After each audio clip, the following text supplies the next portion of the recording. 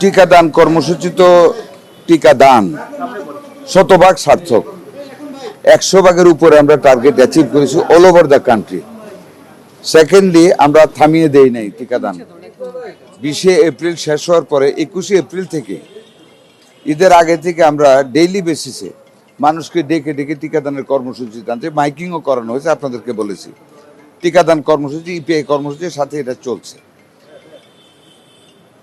এখনো হামে আক্রান্ত হচ্ছে, কারণ এটা একবারে একদিনে শেষ হবে না, একটা স্ট্যাটিক। বাট একটা জিনিস খেয়াল করবেন, ইট ইজ নট ক্রসিং 1100। পরশুদিন 700-তে এসেছে, আবার কালকে 1000-এ উঠেছে। অনেক সময় জ্বর হইলে এটাকেও কাউন্টে নিয়ে আসে যে এটাও হাম। আচ্ছা, নিউমোনিয়ার রোগী আসতেছে, আমাদের কিন্তু পরীক্ষিত সন্দেহজনক মৃত্যু আসতেছে 4, 5, 3। বাট হামের নির্দিষ্টকৃত মৃত্যুর সংখ্যা কিন্তু মোস্ট প্রবলি এক সপ্তাহ যাবত 0। বাট আমি এটা বলবো না যে হামে আর কেউ মরতেছে না, 2-1 জন মারা যাচ্ছে। আমাদের যে টিকাটা সর্বশেষ আমাদের শেষ হয়েছে 20 তারিখে। এটার মানে শরীরে অ্যান্টিবডি ক্রিয়েট হতে তো 1 মাস সময় লাগে। এটা জুনের 20 তারিখে ওই ডেডলাইনটা শেষ হবে ইনটেকের। এরপরও যেগুলি টুকটাক আমরা দিচ্ছি এটারও অ্যান্টিবডি হতে একটু টাইম লাগে।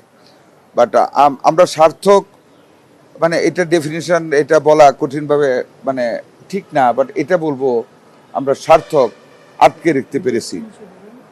মৃত্যু যেভাবে শুরু হয়েছিল, যদি টিকাদান কর্মসূচিতে আমরা সফল না হতাম, আমাদের ডাক্তার নার্সরা যদি এইভাবে সেবা না দিতেন, আমরা যদি ventilator, oxygen concentrator, CPAP, high flow nasal cannula এগুলি যদি আমরা সরবরাহ না করতে পারতাম, আল্লাহ মাফ করুন, তাহলে অনেক খারাপ অবস্থা হয়ে যেত।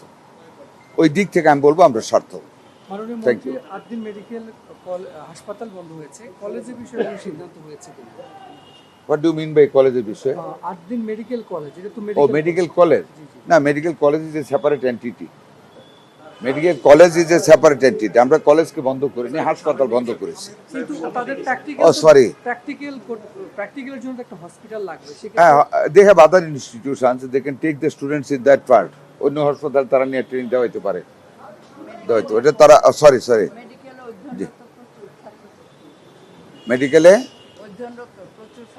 ইয়েস, ওই যে সামনে আরো তাদের তো আরো হাসপাতাল আছে, ওইখানে নিবে। দে উইল থিঙ্ক তারা কোথায় দেবে, তারা কন্ট্যাক্ট করতে পারে, আরো হাসপাতাল আছে অনেক তাদের আশেপাশে, করবে। বাট আমরা for inhuman services to the human beings, হ্যাঁ, we have become hard discipline. মানুষের স্বাস্থ্য সেবাকে আমাদের সরকার আমরা নিশ্চিত করতে চাই।